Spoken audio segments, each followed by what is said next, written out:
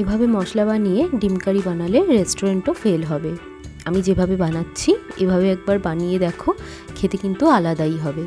ডিম কারি বানানোর জন্য আমি দুটো মাঝারি সাইজের পেঁয়াজ কেটে নিয়েছি, একটা ছোট সাইজের ক্যাপসিকাম কেটে রেখেছি, 7 থেকে 8টা কাঁচা লঙ্কা নিয়েছি, 6-7টা বড় বড় রসুন কোয়া নিয়েছি, 1 ইঞ্চের একটু বেশি আদা টুকরো করে রেখেছি, আর একটা বড় সাইজের টমেটো কেটে রেখেছি।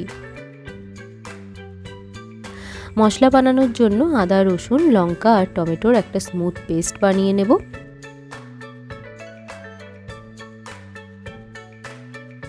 এখন ওই পেস্টের মধ্যে 1 চা চামচ গোটা জিরে, 1 চা চামচ চারমগজ দানা দিয়ে দিলাম। এবার একবার মিক্সি অন করে পেস্ট করে নেব। মশলা আমার রেডি। এবার একটা কড়াইতে 4 টেবিল চামচ তেল গরম হতে দিয়ে দিয়েছি। আগের থেকে ডিম সেদ্ধ করে রেখেছিলাম, ডিমগুলো তেলে ছেড়ে দিলাম। ডিম ভাজা হোক, এই ফাঁকে বলি, তোমাদের যদি আমার ঘরোয়া রান্নার রেসিপিগুলো ভালো লাগে তাহলে ভিডিওর নিচে একটা লাইক করে চ্যানেলটা সাবস্ক্রাইব করে দিও। আর তোমরা যদি আমার ভিডিও ফেসবুক থেকে দেখছো তাহলে আমার পেজ সঙ্গীতাস কিচেন লাইক করে রাখো।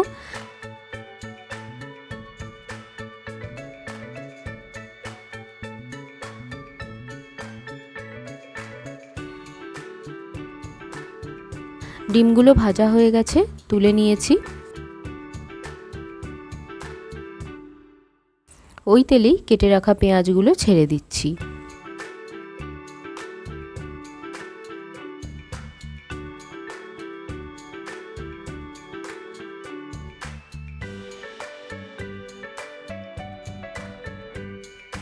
এক চা চামচ নুন অ্যাড করে দিলাম পেঁয়াজে, এতে অনেক তাড়াতাড়ি পেঁয়াজটা নরম হয়ে যাবে। পেঁয়াজটা লাল লাল হয়েই এসেছে। এই সময় আমি যে মশলাটা বানিয়ে রেখেছিলাম ওটা কড়াইতে দিয়ে দিলাম। ভালোভাবে সবটা মিশিয়ে দিচ্ছি।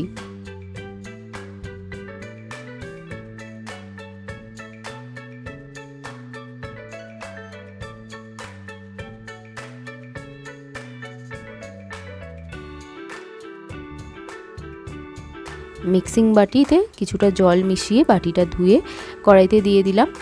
মশলাটা ভালোভাবে ভাজা হতে দিলাম। এই সময় অ্যাড করলাম 1 চা চামচ লাল লঙ্কার গুঁড়ো, 1 চা চামচ কাশ্মীরি লাল লঙ্কার গুঁড়োও অ্যাড করলাম। রং ভালো আসার জন্য কাশ্মীরি লঙ্কাটা তোমরা দিতে পারো, আবার নাও দিতে পারো।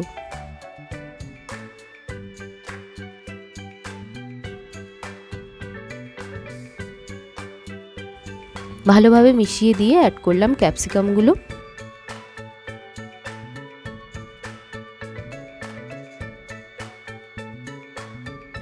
মশলা থেকে তেল ছাড়া শুরু হয়ে গেছে।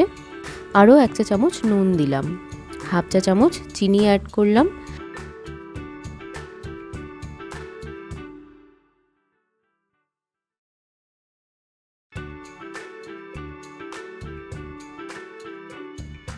গ্যাসের ফ্লেম বাড়িয়ে কিছুটা জল অ্যাড করে মশলাটা ফুটতে দিলাম।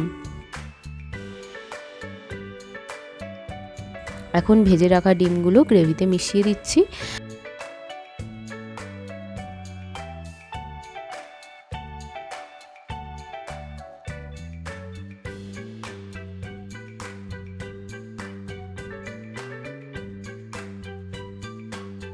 দুটো গোটা কাঁচা লঙ্কা অ্যাড করেছি। আরও 2 মিনিট গ্যাসের ফ্লেম মিডিয়ামে রেখে ফুটতে দিলাম।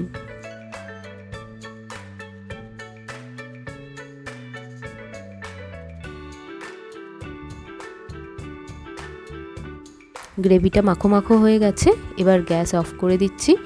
আমার ডিম কারি রেডি। একটা পাত্রে সার্ভ করে দিচ্ছি। অন্যভাবে মশলা বানিয়ে এই ডিম কারিটা ট্রাই করো, দেখবে বারবার এইভাবেই বানাতে ইচ্ছে হবে।